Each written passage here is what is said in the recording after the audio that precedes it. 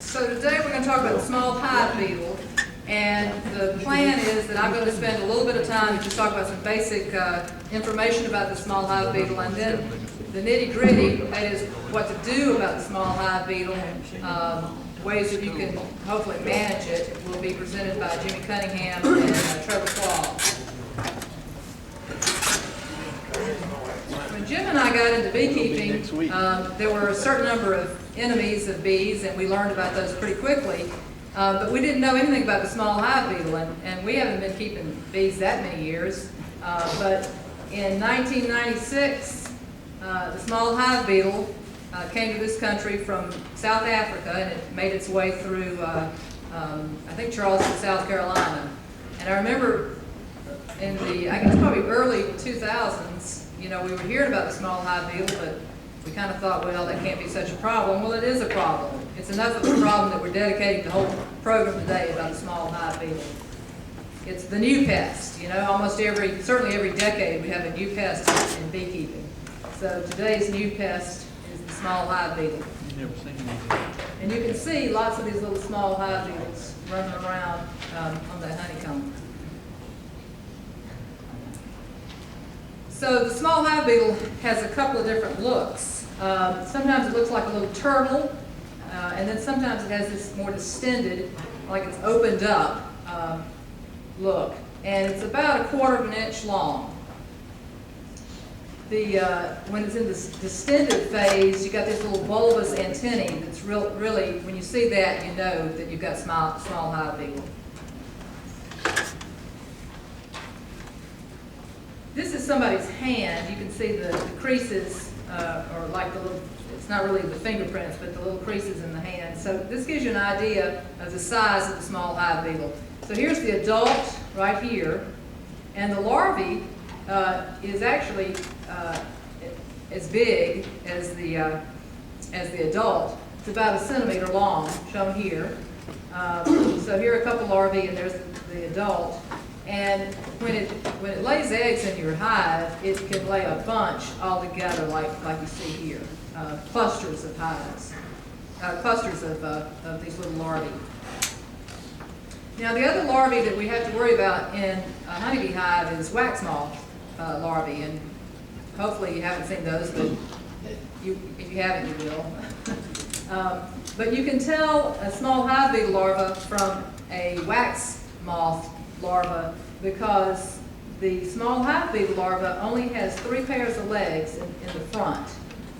The wax moth larva has legs that go all the way to the end, kind of like a caterpillar.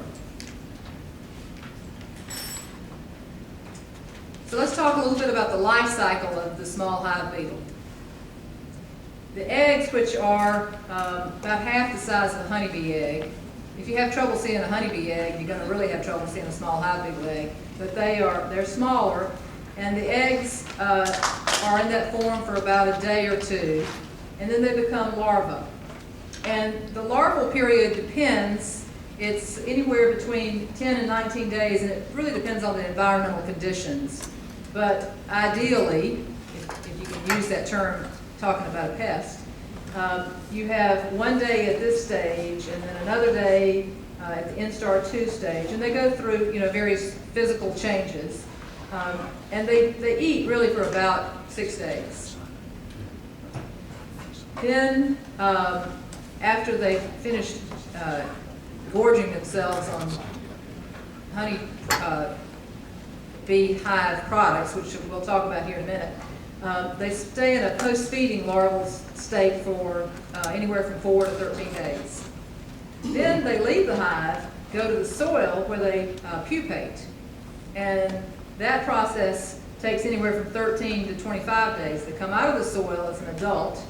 They spend 3 or 4 days not laying eggs, but soon after that they start laying eggs, and it starts all over again. Small hive beetle can lay a lot of eggs. An adult can lay 1,000 eggs. And they eat brood, they eat honeybee brood, they eat pollen, and they eat honey. So they're very destructive. They do crawl out of the hive to pupate. They burrow about 4 inches into the soil, and they usually do this late in the evening. The best conditions for this process, this pupation, is actually in moist soil. So it's best to keep your hive in a sunny location. Now, we've kind of known that anecdotally, but it seems that the sunshine probably works best by making the soil dry so that the larva has more trouble pupating. And just remember that the hive beetle can fly up to 5 miles to find a new colony. So none of us is free of this problem. Now, when it gets cool, they don't lay eggs, they become immobile. So when we're right now below 65 degrees, they're not doing very much. But they can survive. Temperature is actually below 30 below. So just because it's cold, don't think that they're all going to freeze, because they overwinter in your bee cluster.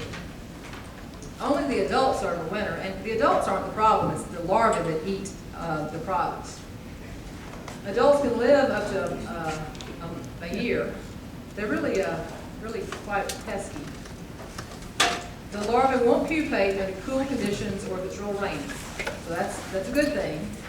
Of course, if it's cool conditions or rainy, your bees aren't flying, and so you don't really want to wish for cool or rainy conditions. Now, this is interesting. If you put adult beetles in a container and tap on the container, that will stimulate the hive beetles to mate and produce eggs. So what do? We go in our hive, we don't really tap, but we kind of bang around and make noise. That actually stimulates hive beetles to mate and produce eggs. And that can happen within 10 minutes. The female beetle can store sperm and is capable of laying up to 200 eggs a day. And this individual mated female can produce eggs for 2 weeks. So it's certainly a problem. And as bees swarm, they'll carry their honeybee, the small hive beetle, with them. So up to 400 beetles have been found in a swarm. So how does a hive beetle actually get into the hive? We've got guard bees. You'd like to think they're pretty good size, 1/4-inch beetle. You'd like to think that guard bee would be on guard and take care of it. Well, here's the hive, and actually you know that there's always a little bit of a honey bee alarm pheromone that's emitted. Well, that actually attracts this small hive beetle. So that's how the small hive beetle knows where the hive is. It is attracted to that alarm pheromone. George, do you want to put the temperature down a little bit? Thanks.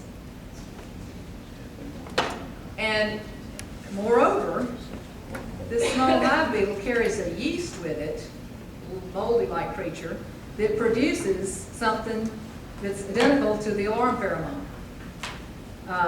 And this beetle gets into the hive, the yeast gets transferred from the small hive beetle into the pollen, the yeast grows on the pollen and makes more alarm pheromone, attracting more small hive beetles. So it's really very ingenious the way this little critter has figured out how to subvert just a honeybee alarm pheromone. Folks at the University of Florida have, and the USDA lab in Florida have taken advantage of this attraction and created a trap. Now this is a bottom board that's turned upside down, and there is a hardware cloth mesh here. They've actually gotten a patent for this invention. And what they do is they have put the attractant, that is that alarm pheromone attractant, in here, and it will actually attract the small hive beetle, which will then fall through that hardware cloth and not be able to get back into the hive. This patent actually, part of the patent is this attractant. And what they found is they take pollen dough, which is just pollen substitute, glycerol, and honey, and they actually expose this to adult male small hive beetles. They use the male because they don't want the female to be laying eggs in it, but the male small hive beetle will transfer the yeast into this pollen substitute, which then produces that attractant. They also have just inoculated that yeast right into the pollen without the vector of the male bee. And this slide shows that you can actually capture small hive beetles with this attractant system. There are 3 different locations. For those of you who know your Florida geography: High Springs, Lake City A, and Lake City B. And the dark bar shows traps that have the bait, and the gray bar is an unbaited trap. And in each of these locations, using that bait actually attracts large numbers of small hive beetles. Well, we know that small hive beetles like to eat pollen and honey and bee brood. Will they eat other things? That's a good question. In a laboratory setting, small hive beetles will eat fruits. They seem to like bananas, and interestingly, bananas produce one component of the alarm pheromone. I remember a couple of years ago, Roger Senegal talking about not eating bananas before you work the bees. And there may actually be some basis for that, because bananas do produce an alarm pheromone. Anyway, but you know, in the field, the small hive beetle doesn't go after bananas. They go after honey and pollen and brood. So why is it that the honeybees will allow the small hive beetle in? Well, there are a couple of reasons. 3 actually. These beetles do have this appeasement substance, so they have chemical substances that they transfer into the hive that the honeybee smells and thinks, okay, this is okay, we'll accept this foreign creature.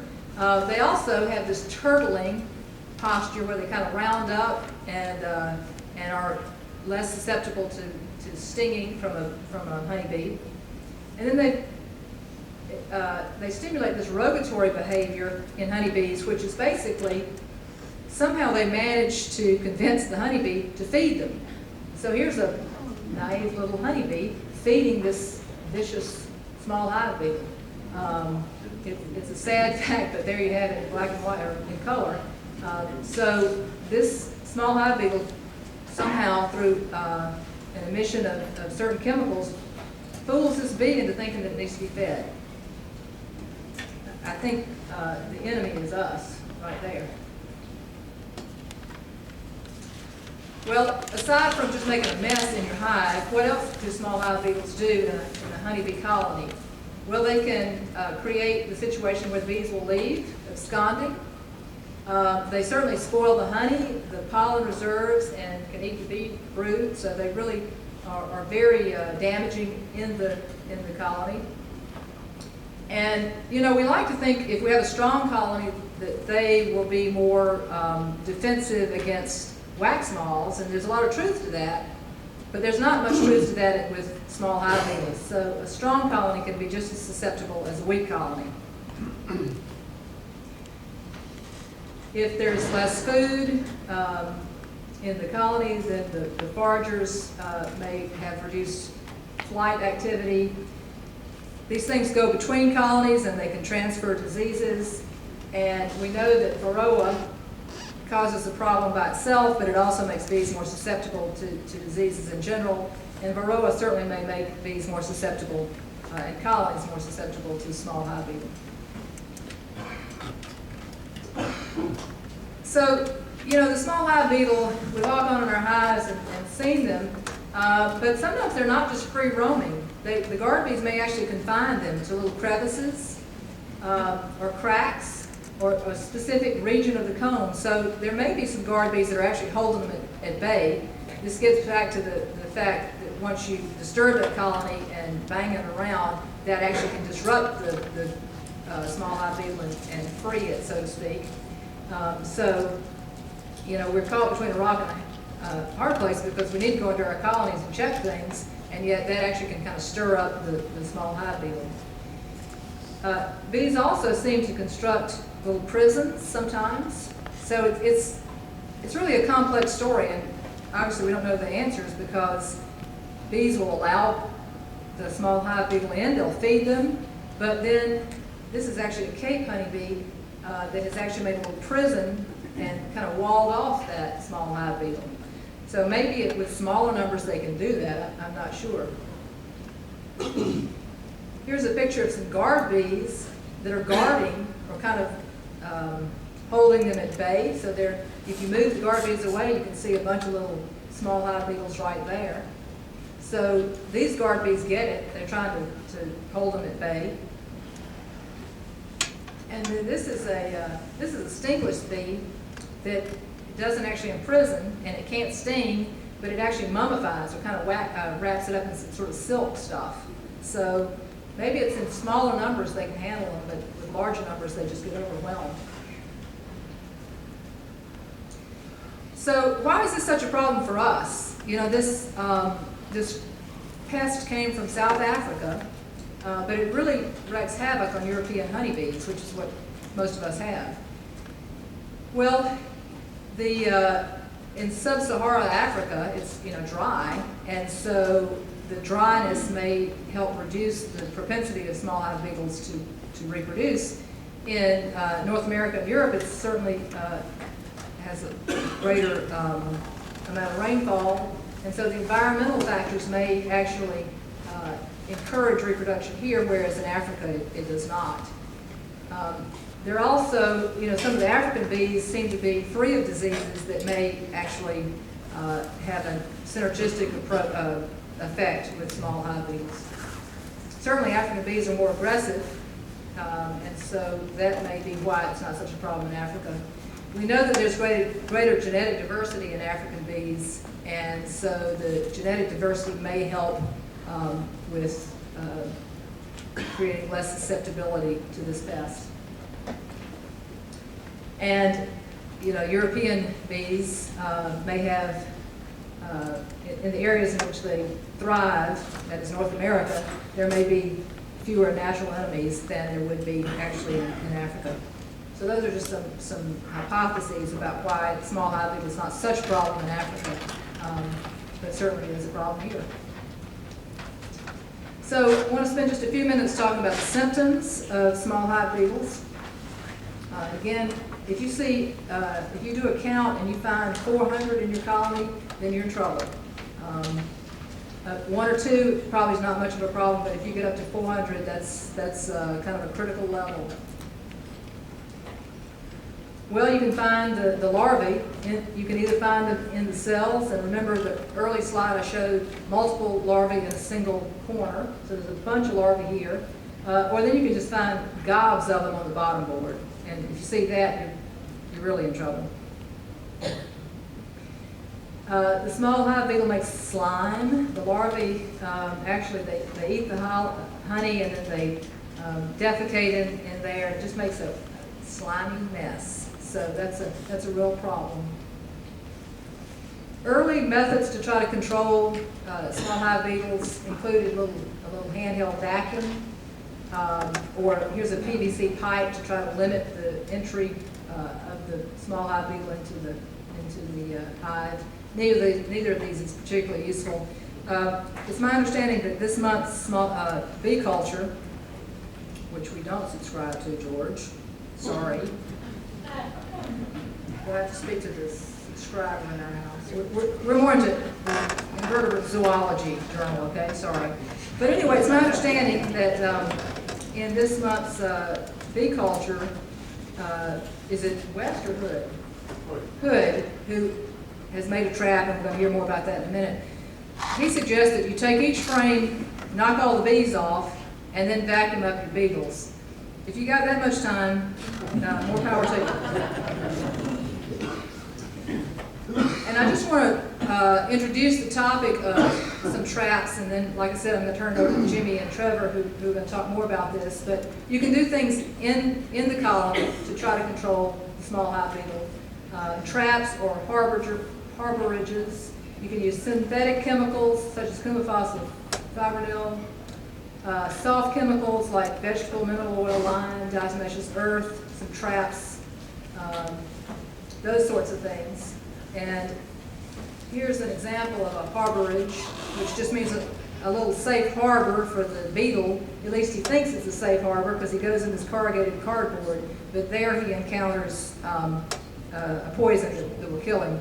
Fibronil is one of the chemicals you can use this way. Fibronil is actually very toxic to honeybees, but it's not volatile.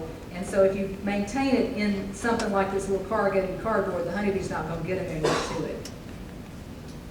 And then the other thing you can do is external treatment. And nobody likes to think about poisoning your soil, but if you treat the soil with an insecticide to kill the larvae or the pupa, then you can help keep this at bay. We've recently learned that diatomaceous earth works, but only if it's hydrophobic, and we're not sure that you can get hydrophobic diatomaceous earth here, so still a little bit up in the air. Some things that you can do is try to extract promptly, keep your honey house clean. These are all just good management practices anyhow. And increased air circulation may help reduce their infestation. Maybe we can get an alarm pheromone type attractant to put in a trap that will be more effective than some of the things we're doing now. And maybe in the future, and this is pie in the sky sort of stuff, change the genetics or have nematodes that will eat the larvae, or maybe a beneficial fungus. Stay tuned for those things.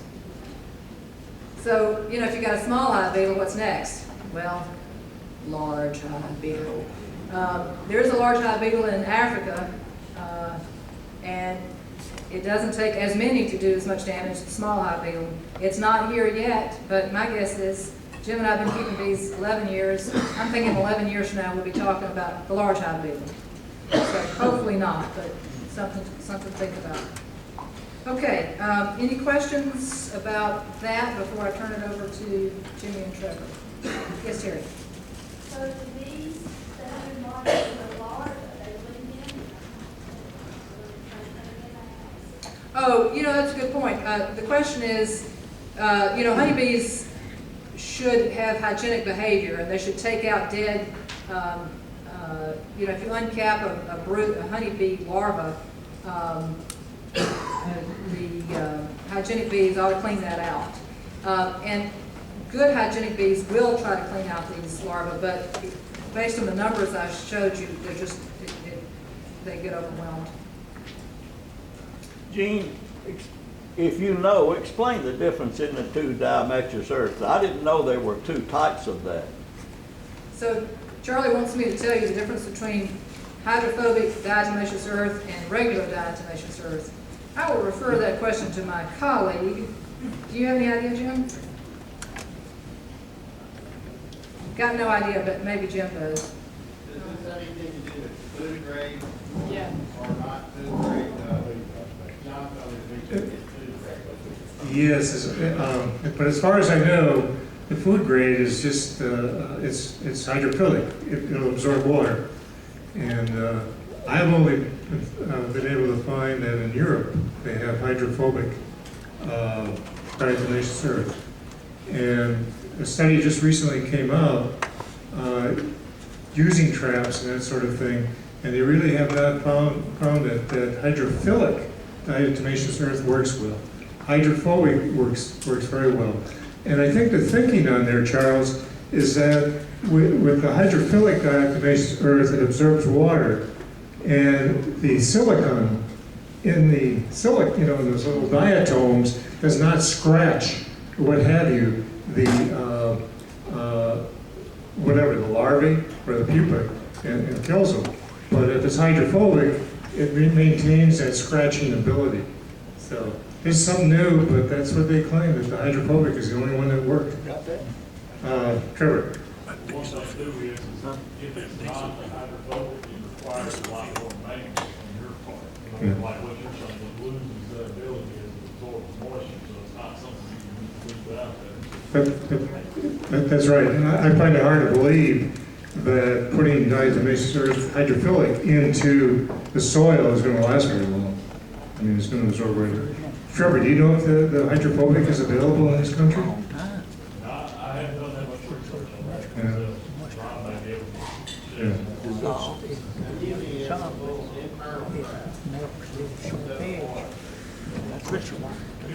Okay, so now I'm gonna, call on Jimmy.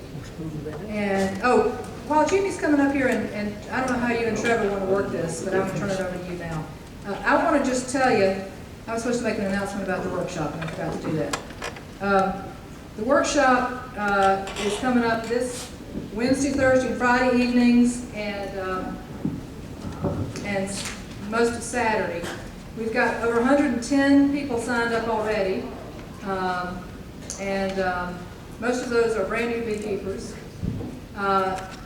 So it's really kind of exciting. Jack Walforth, who's president of the Columbia Area Beekeepers Association, raise your hand, Jack. The CABA organization, I like to say, swarmed from this group. They started how many years ago, Jack? With 6 members. And he just had his workshop, and you had 67? 78. So it's really an exciting time in beekeeping. If you're around this area Wednesday afternoon and can help set up tables, it would really be a big help. So we're going to be here about 3 or 3:30. So if you happen to be around here and can set up tables and chairs, it'd be really a lot of help. Mr. Cunningham, if you want to, yeah, do you want to put the little, you want me to hold this stuff?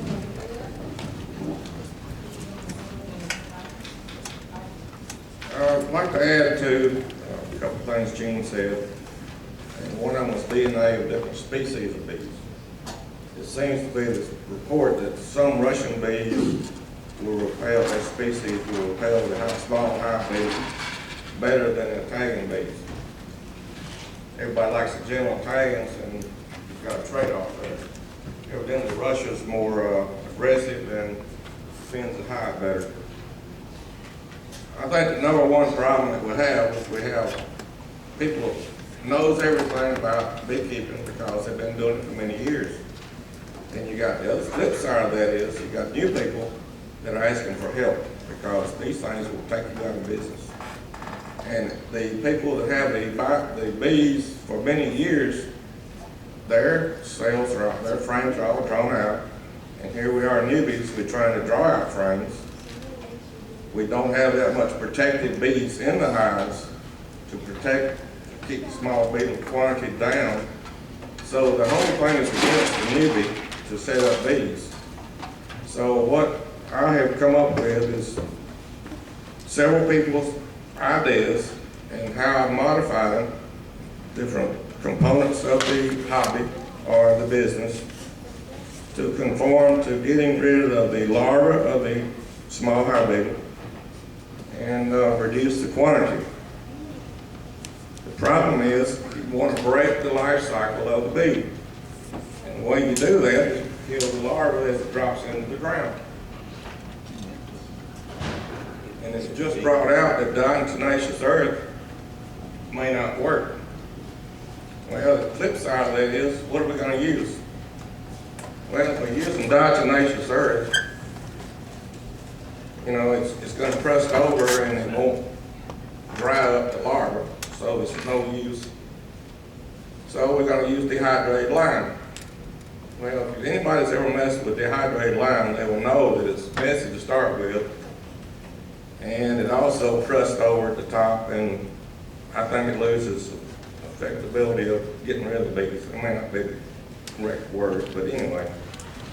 So some people have come up with different ideas about putting guard star around your bee boxes in your yard at nighttime to help reduce some of the bees' larvae, the small hive bee larvae, from being able to get into the ground and molt. They go through there, I guess metamorphosis, is that what it'd be called?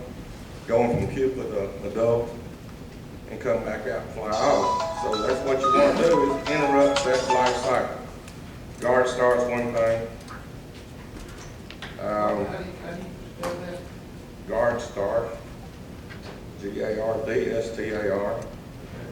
Now, John Seaborn says, don't waste your time on guard star, because it doesn't work half the time, it's expensive. You can kill your bees, because it is an insecticide, so you have to put it out at night when the bees they're sleeping. So that's one of the other problems with treating the hives. As published in one of the newsletters, hive inspection records. We're trying to really figure out what people are doing that works. If you got young colonies, old colonies, it would really be nice if you could dedicate some of your hives to your experiment to figure out what's going to work and make it public to NABA, so we actually have some kind of record of what people are doing. We've got other organic treatments for every other kind of disease to the bee except the small hive beetle. So that's what we're trying to develop, is what are we going to do to get rid of this pest. And the only way that I see it's going to work is break the life cycle. So some people use different chemicals for different things, like chenophophenique and a blue towel for some bugs in your hive. And here's a hood trap on top of a drone frame. Well, a lot of people complain that the bees will actually draw out the comb right here and block off everything going in. Now the problem with this device, just that. If you got new bees, they're not building to draw the comb, they're trying to draw out the frames for the queen to lay the eggs in. They don't have time to do this. Besides, it's nothing that's going to attract the small hive beetles except vinegar and oil in here to trap them. This is Hood's trap that I installed in a drone frame. The basic Hood trap is right here. You put oil and vinegar in, it's supposed to work. Some of the other gadgets are this new one. Take a piece of this Cortex board, or whatever you call it, like signs are made out of, and you take a piece of half of a check mite strip, better use your chemical gloves, and you place it in this square. The cells are running like this. Tape it over with shipping tape, nail it on the frame. This is a piece of inner cover that I just broke off, or it broke itself off. They're pretty fragile. And you slide it into the hive in the bottom. Just leave it in there. But if you got honey flowing, that may be a problem if you've actually got supers on the hive. But if you're building a colony up this time of the year where you're just trying to get your 2 brood boxes full, it may not be a problem. It may not hurt anything, because humans don't usually eat that honey anyway. So that's another thing. The new gadget on the block is called a beetle blaster. You can put apple cider vinegar in this. Of course, you want to use the best smelling stuff you can find. And you put that in the top, just like that, and the beetles, they like to get in the corners. This is a Kelly box, and the little frame, the grooves, that's their super highway. If you ever open up a box full of small hive beetles, you'll find them in the corners, usually in that little groove. So, you might put these things $1 a piece if you buy quantities.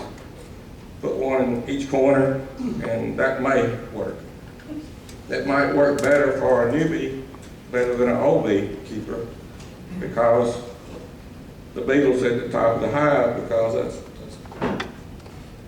just the way it is sometimes. The more beetles at the top of the hive than it is in the bottom. I think it's based on whether your frame is all drawn out or foundation. With just having foundation, I think that it makes the beetles act different when we've got an old box of frames. I don't know why it is, but it just seems to work different. So some of the fixes, like you take the core board. I did this with a framing square, 2-inch strip. Took a piece of this core board. Seem to have plenty of these since you don't use them part-time anyway when you're checking for mites.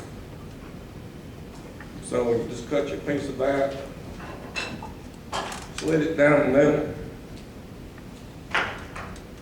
You take Crisco and you smear it on the double side, fill the cells up. You can sprinkle sweet and low on that if you want to. You go to the side that's sealed in on the bead and put boric acid or roach powder in it. So then you have to get this sealed up, so you fold it up and you either put shipping tape or some kind of good tape. I don't think I would use the blue tape because I think the bees will eat this. But this has shipping tape on it, the clear shipping tape. That seems to be able to seal it up pretty good. So then all you do is you take this, put it underneath one of your top covers.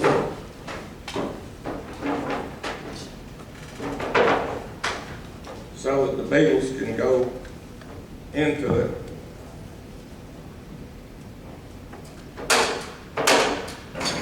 And then put it on top of your frame. It's right on top of your, put it on top of your box. It's right on top of the frame. It's real close. There's no clearance on it at all on the Kelly setup. So the bees are going to eat the sugar and Crisco out because they like grease for some reason or other. And they will go into it. Now this side here, if you're worried about different companies' frames and boxes and stuff, here's one that's attached on the bottom side of it, where you have all the space. You can turn that down if you got the other frames that measure different. But this will work on the Kelly or some other boxes. Put it on the edge here that's going to be exposed to the bees. Is that in a track? Well, it seals up the roach powder. So then the beetles and everybody eats that. You put a little sugar on it, a little sweet and low, and the beetles will go into it and eat it. And then they'll get into the roach proof. The bees can't get in there. So when you take that top off, you don't want to jar it around because it may be full of roach powder. You want to gently set it off and keep it flat. That's very critical. So, the other. Did you get any questions? Yes. I actually, you notice I don't like my design when I work with the hive. I put blue tarp around and underneath all of my hives. And I noticed a little worm showing up on my tarps. And ever since I left the tarp out there, I've had to feel like You broke the cycle. That's what the whole idea is. I just. Birds eat larvae. They'll come down and harvest those larvae on top of this. Yeah.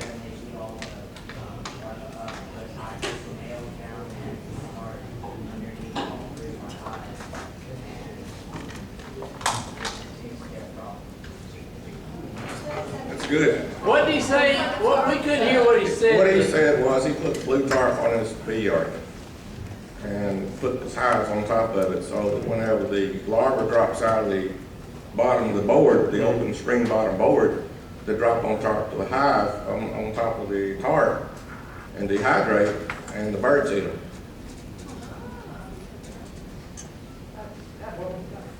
One other thing I could bring up is like milky spores. Do we know if that has any effect on the larva line?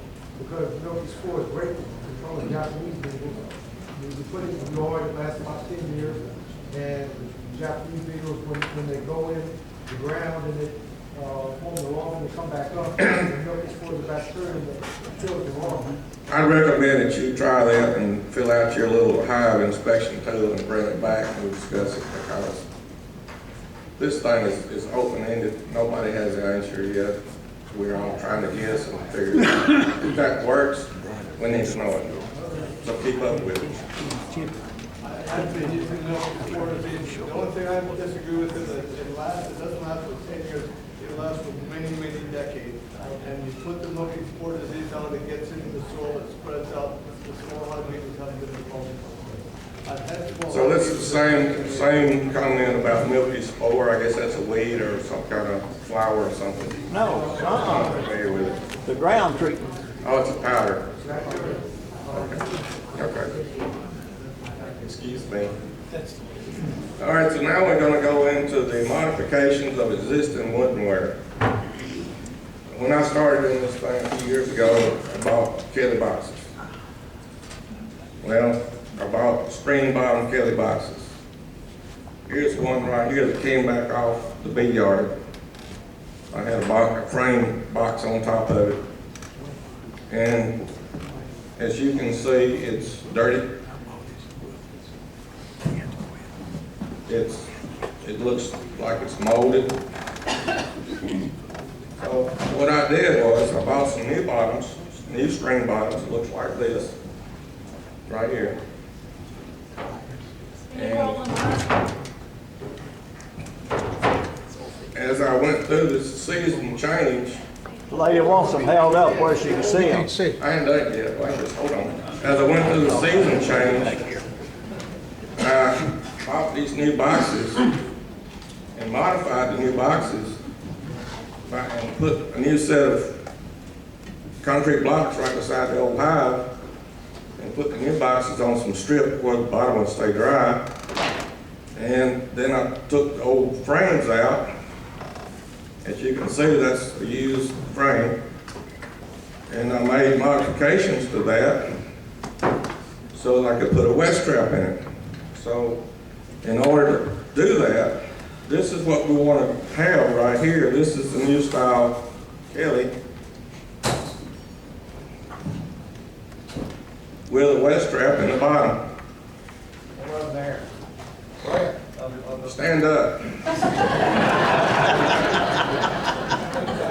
There's a wet strap in the bottom. So it's very simple. It keeps the bees from getting into the whatever you put in the wet strap. So now we're looking at what are we going to do to modify the old frame.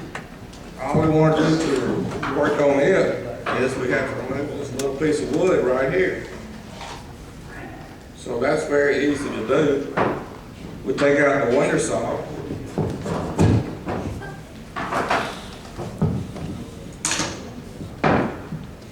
Saw out the bottom frame. So now it's gone. We take a piece of plywood that's been pre-sized.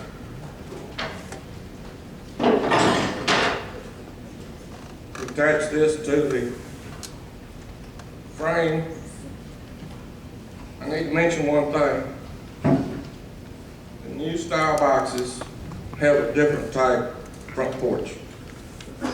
When you get this frame, you need to caulk up all the grooves in that so that there's no pocket that beetles, ants, spiders can build in this dead corner right here. So you just fill up the grooves, but as far as this piece here, it's built different, so it's very easy to make it work. Simply put on a piece of plywood on the bottom.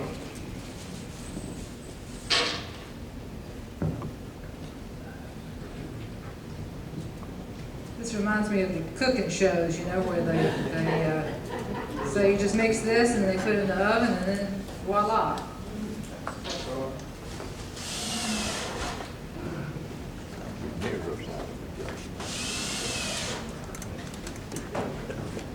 I didn't put all the shortening in there. We'll do that later. Now we have the modified frame. Now we have a modified frame that'll accept a west trap. So when you lay this on your blocks,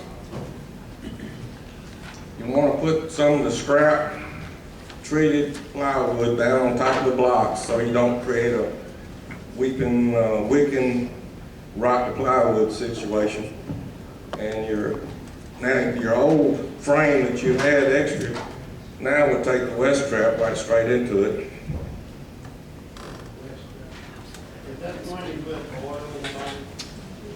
So that fits right in perfect, and you can still put the screen and the checkerboard in that. It still fits. You haven't done anything to change it in its original operation. So now what we're going to discuss is what do you put in it?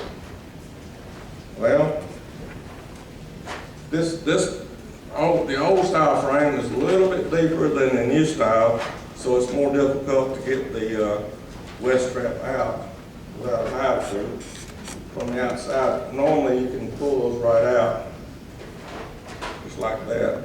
So this fits in the new style also, same way. Fits right in there. You can modify the solid bottom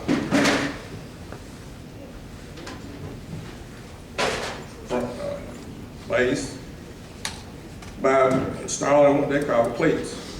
That's these little strips of wood here that's not painted that allows the dimensions to work of clearance for the bees come in and go in the bottom of the hive. So that's how you use this same setup on the west trap. Now we're going to discuss what do you put in there. We've already ruled out diatomaceous earth. I'm glad we did because I can't say it or spell it either one. Some people put shelf paper. Some people put mouse traps, glue traps. You just peel them off and lay them in there. The larvae will drop in here and get caught on the sticky, on the adhesive. Some people put lime, which we've already discussed, but the lime is going to be absorbing water from the atmosphere and it'll crust over and lose its ability to dry up the larvae. That's what you want to do, is dry the larvae. So the next best thing that some people have tried, and I've read a few articles about it, is salt. Plain salt. It's sort of like go to the feed store co-op and get a 50-pound bag of salt for $8 and you're in business. Put it in there, you don't have to worry about it being level. Some people use vegetable oil. It'll pool up on one end and dry up on the top. Some people spray it with Pam. So you got just, everybody's trying something different. And I don't think there's any one method that's going to work any better than the other until we figure this thing out. And I think that the young bee yards are having a different situation from the older yards because the bees, I think the DNA has an effect on the way they're gentle. They've been worked. Beekeeper wants gentle bees. So that they may be that the bees are not guarding the corralling the hive beetles over in the corners and keeping them under control. So it's several things there that's not very good for the beekeeper, and I don't know really what's going to be the best until we keep records and figure out what really works. This right here, this little chicken mite square might be the answer to it, temporary. But I don't think it's going to be a long-term fix until we get more time behind it and know what to do. Some of this stuff up here does not belong to the Hive Beetle. This is other stuff. Somebody left this at Columbia one day. And I don't have a pointer, so I just aim it at people. Oh, it is? Yeah, that's right. I knew that. Y'all got any questions?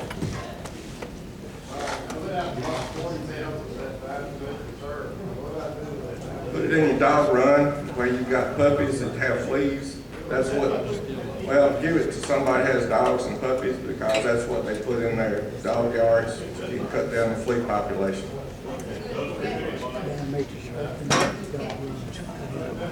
No catfish coating, I heard that.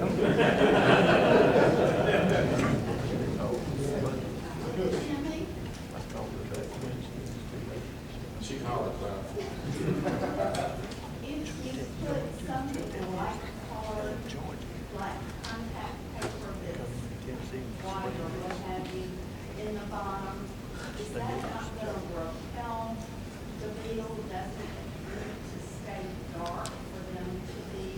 I don't know. I don't really know. I think the larvae probably don't have eyes. You're probably not going to collect that many small hive beetles in the west trap itself. What you're trying to do is trap the larvae down there, so you break the cycle. So when they fall out of the hive, they drop into this and die. They can't get in the ground where they need to go in the ground to molt or whatever it is, metamorphosis. Now, something I was going to say. I forgot to think about it. These sticky pads work pretty good. Joe Sides had about $20 worth of sticky pads with probably thousands of hive beetle larvae stuck on that came out of the wall. So we know it had to be hive beetles in the wall, but they were looking to come out to reproduce somewhere, and they wound up in a woman's house. Notice that I've had to see people tell me that leave the bottom board out in the winter, the bottom board forward, why? That's the way you check for mites primarily. Okay. Jim, on that bottom board, we put it in the winter to keep the draft from coming up through the spring. Go out in the late fall, when it's getting down into maybe the 30s, when you pull that out, and it's got to go out about 9 o'clock in the morning, the bees in the cluster have kicked the hive beetles out of that. And they kind of freeze and sit that animation to fall through on that. You can watch a whole lot of them there. If you wait much longer, it warms up and go back up on the hive. Now you can build that. Yeah, they probably drop through these holes. That's what this is made for. It's that size that drop right through that if you had this under there. Without the trap. Yeah, I know, but that's This is regular old Kelly spring bottle. right. That's what this is. That's Kelly Wing Model. This is not the latest generation. They actually have one with it for the West Trap built They in. drop that on the checker, on the whiteboard. So there's a, But if you have this right here, and you didn't go check your hives for 2 weeks, it would always be in this.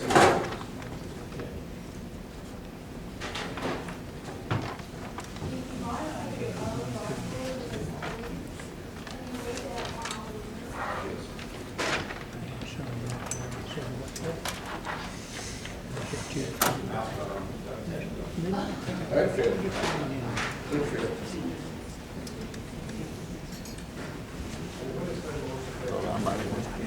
I don't have these. And the hive beetles took all my bees. That's the reason I'm aggressively going after hive beetles. Fly swatters can't be big enough. How do you use boric acid? You put boric acid in a solution with the sweet and low and trap it in one of these scoreboards, seal it up, and put it in the box. And the bees and everything will eat the sugar and the crystal, they like that for some reason. And then they can't get in there past their tongue length or their leg. So the hive beetles will go in and get the boric acid. And one more question for Jimmy. Bottom board you got there with the wet trap in it, what, was that Kelly? That's from Kelly? Yeah, all this is good. You know, or the wet trap comes out and it's open. So it has like a good radius from bottom. Trevor might make one. I don't know. It's got a screen bottom, it's also solid bottom. This is considered solid. Yes, this is added, this is just a piece of treated plywood.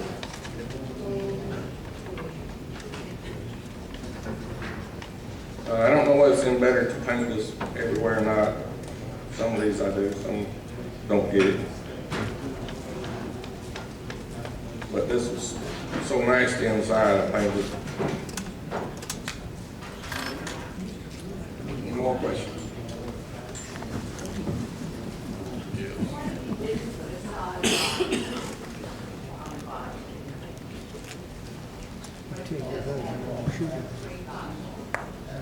That's what we had a minute ago with this one before the fire mark. You're not breaking the cycle of the worm, of the hive beetle, the larva, the pupil, the larva. When it goes into the earth, then it's going to go in there and go through this metamorphosis, come back out, fly off, and then it's going to produce a couple thousand more eggs. So when you break the cycle and let the larva dry up with salt or some other dehydrating material, or trap, or with a sticky board, well, you're breaking the cycle. You're not letting it get in the ground. Now, the thing you have to do, though, is not one fix.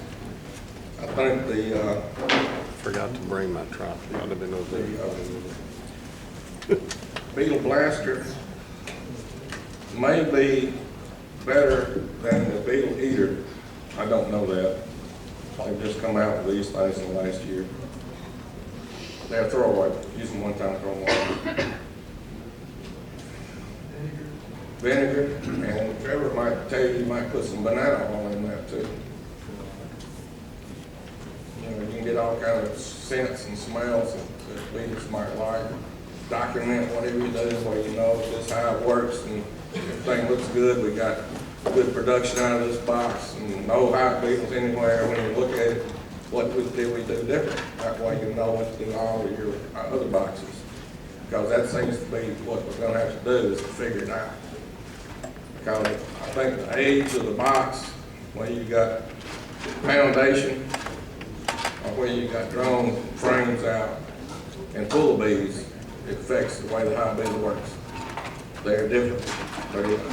They have different procedures on how they work, evidently, based on how many bees in the box and whether the frames are drawn or foundation. Of course, they can't lay the egg in there anyway, because they have to lay their egg on top of a larva of a bee, and usually it's a drone bee, because they like the size of the cell of the drone cell because it's larger than standard. So they like drone cells to put their eggs in, because you get 4 or 5 larvas in there or more of this hive beetle eating the drone larva to live on. Okay, folks, thank you. Jimmy.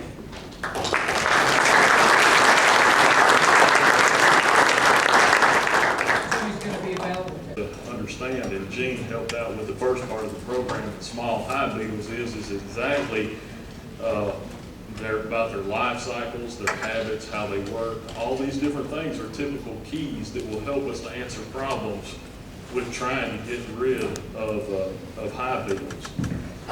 One thing about hive beetles, they smell pollen, they smell their own brood, as this USDA study points out. So when they smell those things, especially their own brood, and they smell it strong like that, it lets them know that that colony is in decline already. So they know that they can move right on in and take over. One thing that I've run into a man in Jackson, going to some different clubs. He came up with this trap. Dave Miller's his name, hivebeetlegel.com. It's a very innovative trap that the man has come up with. You can come up and look at it afterwards. I'm going to describe it to you. It's got a screen on the inside. This butts up right up to the back of your bottom board. And you can't really see it from probably way back in the back, but there's an entrance. It'll be great. There's an entrance right in the front of it. And the bees are actually elevated where they enter in off the front of the landing strip. And the hive beetles, because of the screen that's on the inside of it, the smell is downdrafted. So that if you look right underneath there, there's a space. So they actually enter underneath the entrance and go into your oil, your lime dust, diatomaceous earth if you got it. I still believe that. But the thing about it is, it's very innovative technology that he's come up with. They're using their own senses. That's what you've got to think. You've got to learn to think like they do. Now, where does that little contraption go? It goes on the front of your bottom board. You actually have to cut your bottom board off to flush up with your supers. Okay. He's got a nice little instruction booklet and a nice internet site. But I'm going to warn you, it's quite costly. It's like $45, $50. So if you've got one hive, it might be great. If you got multiples, probably not going to work for you.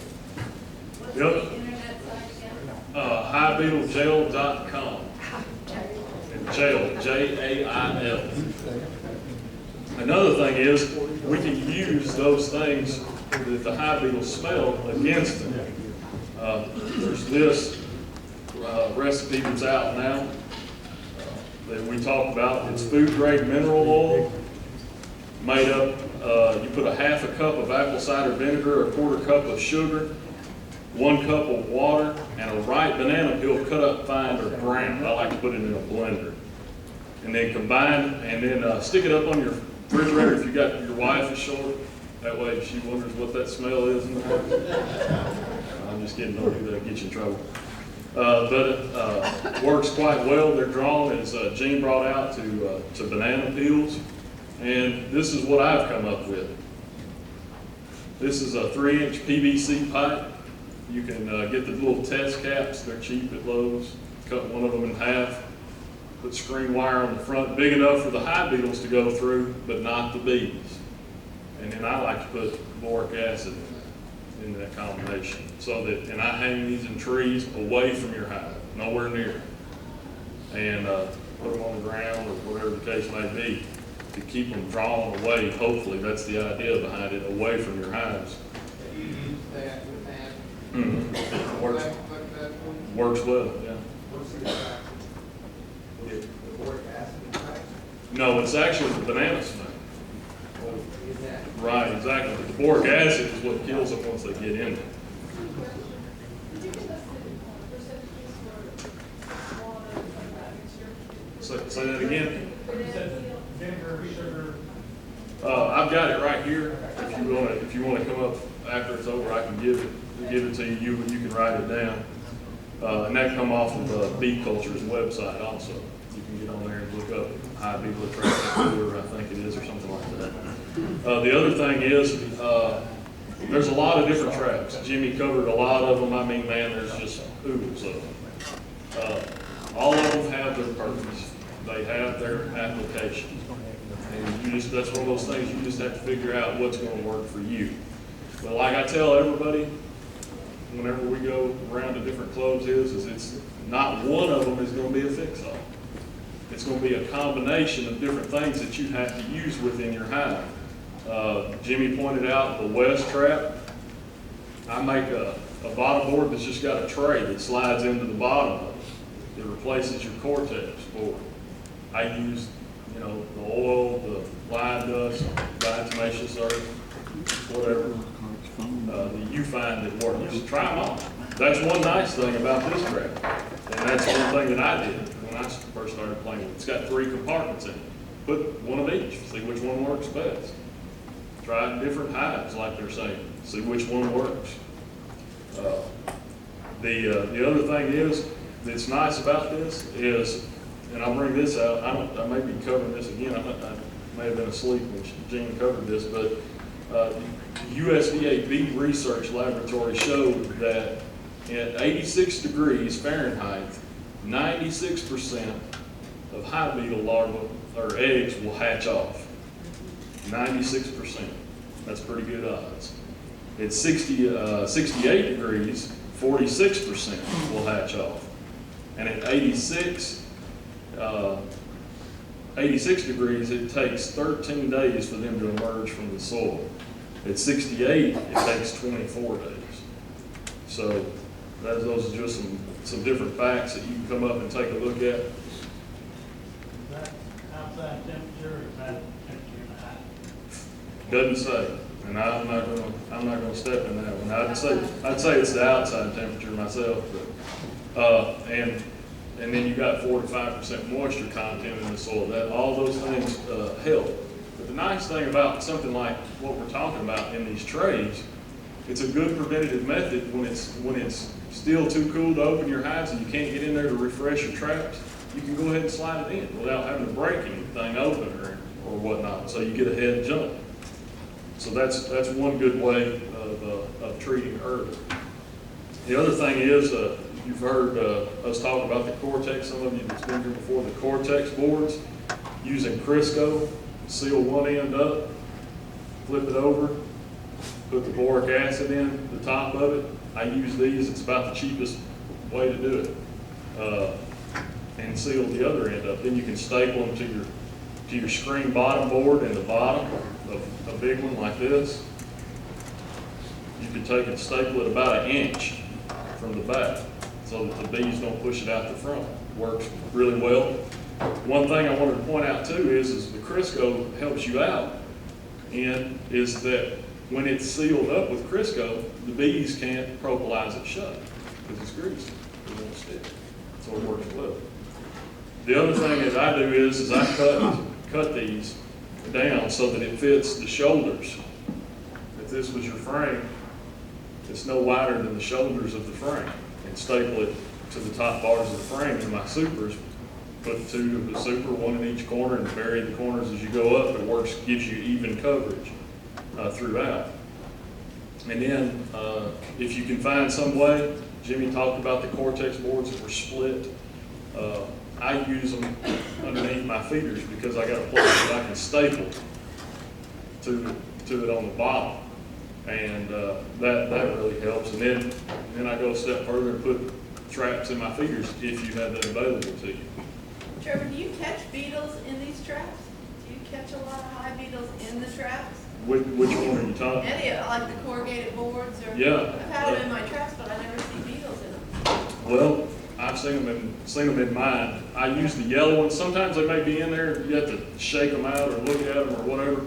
I like to use the yellow because they show up really nicely in them, and I can see when they need to be refreshed or whatever the case may be, and it works. There again, Gene talked about harborage. If anywhere you leave a space for hive beetles to get to where the bees can't get to them, that's where they're going to be, because they're going to turtle in those spots or whatever the case may be, and you're giving them harborage that's got a trap in it, something that's going to kill them, so it works well. Does anybody know why we use screen bottom boards now? Yeah, that's one reason. The other reason is, you know, one thing that hive beetles don't like? It's light. And so with using screen bottom boards, you're creating light, which is going to drive them up, hopefully up underneath the lid. And if you've eliminated space within your hive, like Jimmy talked about the little L brackets in a Kelly's box where they raise it up, the frame up, they get up underneath there, bees can't do anything to them. They're just going to set up underneath there. It's a good place to lay eggs and other things. So if you eliminate those places, you're in turn going to make your traps more effective. You're pushing them to other areas. And typically speaking, you want to push them to an area where you've got something for them that they're not going to get away from. So that's what you're wanting to do with those. The other thing is there's no, in my opinion, this is my opinion, like a lot of people say you get 3 beekeepers in a room, you got 6 opinions. And but there's no good substitute for a strong colony. And the only way you're going to get a strong colony is to try these different things. See what works. And keep trying until you do. That's what it's all about. The other thing is, in turn of maintaining good, strong colonies, place them in the sun. When you have multiple supers on during a honey flow, as it was brought out, limit your trips to the hive because it's bumping and jarring around. You're releasing them from where the bees had them possibly cornered or whatever. Now they're the first thing that they're going to do is run and lay an egg where they can. That's their goal in life, it seems like. But so if you take this is once again, this is my personal opinion. If you take your supers off as they fill, you're not going to have 4 or 5 supers up here for them to be in. It takes more work on your part and a lot of it. But if you take those off and extract them as you go, you're eliminating that space. You're keeping them compact. So those are a couple of things that you want to keep in mind. Nematodes around on the ground, that works. They work well. And also, like this time of the year, when it's still cold, a lot of people, their hive beetles are in with your cluster. So think about trying to go to something, figure out some way. If you've got an old style bottom board and you want to do something like that, figure out a way to put some tracks under it to be able to accept the track.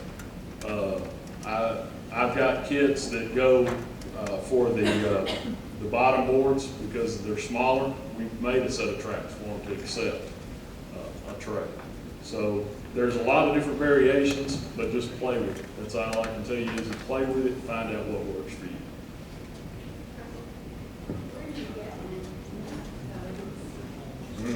There's a good one.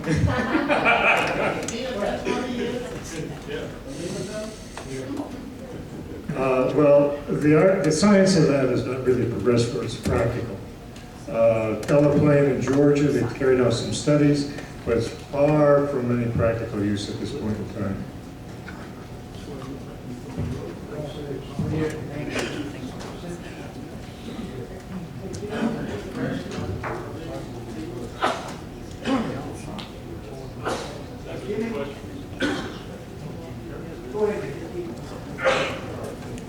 Predators, that's a good question. That's a new one on me. You have to really thought about that.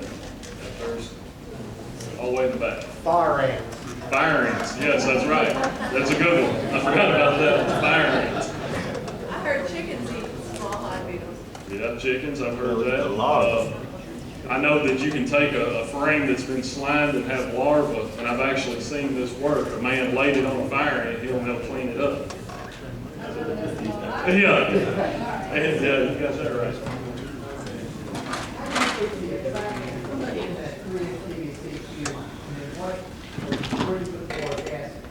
The boric acid is mixed in with the mixture, and I just take and put the screen on with duct tape. That way I can cut it, peel it off, and then replace the screen. I use the same track that you mentioned. I put it in a clear water on the outside.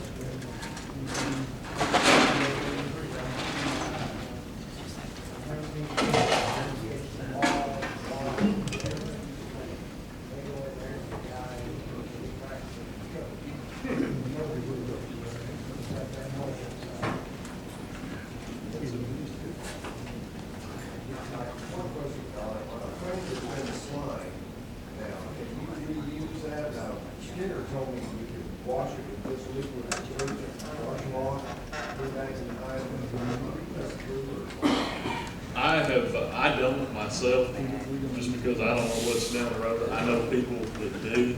Like I said, I know a gentleman that puts it on the fire ant, he'll clean it up and he'll reuse it. That's generally what he does, but I don't myself. I've been told, and I did this, I thought it was on top of the freezer. You know, they were refrigerated in the barn, so in the freezer, but they take them out. So what I do with them when I bring that, I need to read the new foundation. Now, you're talking about what has happened to those frames? Is it hive beetles? I guess it was, yeah.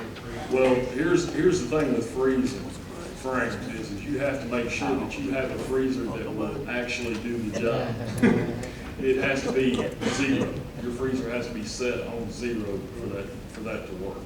Because in other words, if it doesn't get cold enough and stay in there long enough at those temperatures. Right, but you want to make sure that freezer is set on 0. 0 Fahrenheit. Yeah. For that to be effective.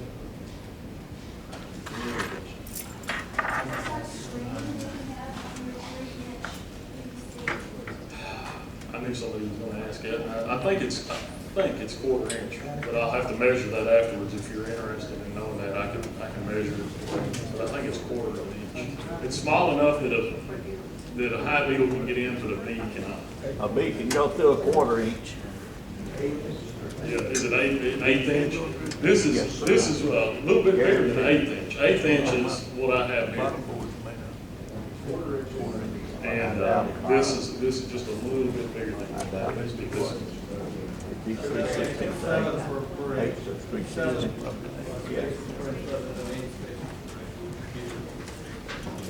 I didn't hear it. I said, a little bit bigger, we'll make it a 7 measure, where there'd be seven spaces per inch, rather than 1/4 inch, would be 4 spaces per inch. An 1/8 inch would be 8 spaces per inch, and you get a screen that's 7 spaces per inch. That would be like Yeah, so that may be what it is. I can't, like I said, I can't remember the exact measurement of it, but you can come up and look at it.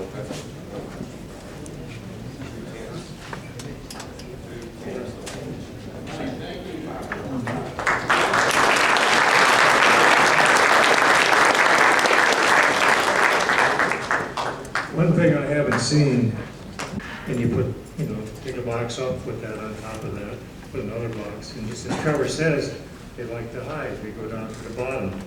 Well, what about the possibility of having an inner cover, an empty box, an outer cover, I'm sorry, an empty box, when you're working your colony, and you put on the bottom tray of soap water, and on top of that box, you have your 1/8 inch screen, so that when you're putting your other boxes on top, your hive beetles are falling down and going into the soap water. You follow me?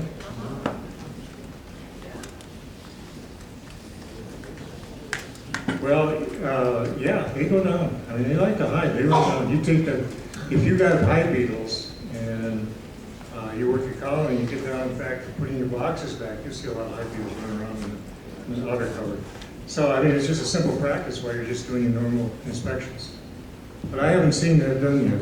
Has anybody tried that, or?